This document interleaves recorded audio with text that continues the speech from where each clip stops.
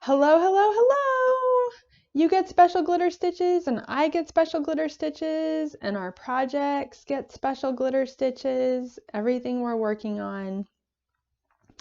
I'm the Knitting Fairy Godmother, and today is Ask Your Knitting Fairy Godmother. While you go get your project to knit along while I'm talking, I want to invite you to join out my knit letter. We talk about knitting once a week, so the way that you sign up is on my website, www.knittingfairygodmother.com, and you can click on the tab that says newsletter or knit letter and sign up to get weekly inspiration and glitter stitches delivered right to your inbox. All we do is talk about knitting. Today I want to talk about a knit along. So if you're working on your project, that's one type of knit along. You are knitting along to the question, Ask a Knitting Fairy Godmother. You may have seen it abbreviated as capital K, capital A, capital L, and it looks really funny the first couple of times that you see that in writing, but it means a knit along. And there's a few different ways that knit alongs happen. There's the type of knit along that you know what you're making, and you have that sort of like a landmark or a lighthouse. And then there's the mystery knit along. So you're going to see that abbreviated as MKAL, right? And the mystery knit along is where you're given the yardage, the yarn requirements, the needles, everything that you need to make the project, but you don't know what you're making and you don't know what it's going to look like. So I'm going to talk about those two types of knit alongs today. I have a couple examples. So this particular knit along is the Ribs and Arrows shawl by Benjamin Matthews. It falls into the knit along category, so I knew that this was the picture of what I was making. So I saw an image, I saw the designer's samples.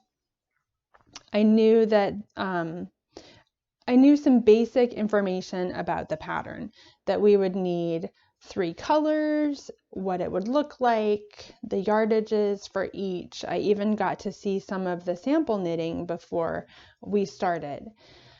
And the designer hosted the knit along. So it was a fabulous opportunity to meet the designer of the pattern and learn a little bit more about the design inspiration, the design process, the knitting techniques used.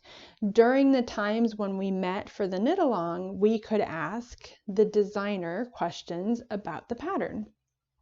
And then of course we just geeked out on knitting for the rest of the time, but it was so great and I made some really good friends in that process. So this particular knit along, the designer hosted, and we got to make his pattern, Benjamin Matthews' pattern. Some knit alongs are just a group of friends that decide to make the same item. Like there's other knit alongs that I've been involved with where we've all picked a sweater pattern, and as a group we've decided to make that sweater. There's other knit along projects that I've done that were like make a hat in May. So everyone in the group decided on a time frame, the month of May, what we were making a hat, and then we sort of helped each other out through the month of May working on our hat pattern. So there's a broad way that the knit alongs can happen, and sometimes designers offer them for free. Sometimes a group of friends will get together and do an independent knit along. Sometimes designers will offer to host a knit along for the paid pattern. So, you know, just keep this in the back of your mind as you see things come across your feed and opportunities. That might be something that you're interested in.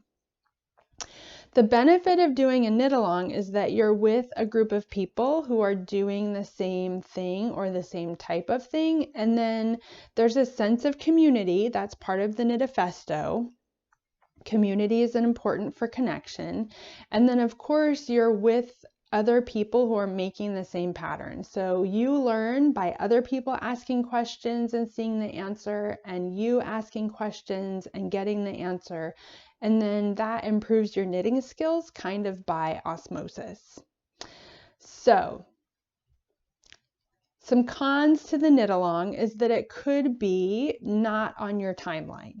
So it's something, again, to keep in mind. Like if we went back to the idea of a May knit along, if May is your busiest month of the year, then probably that's not going to be something that you'll be able to keep up with.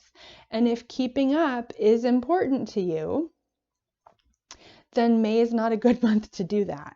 But the good news is that there are lots of knit-alongs happening year-round, and some are small knit-alongs like a hat, some are sock knit-alongs, there's shawl knit-alongs, you can find a sweater knit-along, you can find a blanket knit-along, like anything that you desire, you can find a knit-along for. The other type of knit along is the mystery knit along, and this is where you don't know what you're making. All that you've been given is the notions that you need to make the pattern.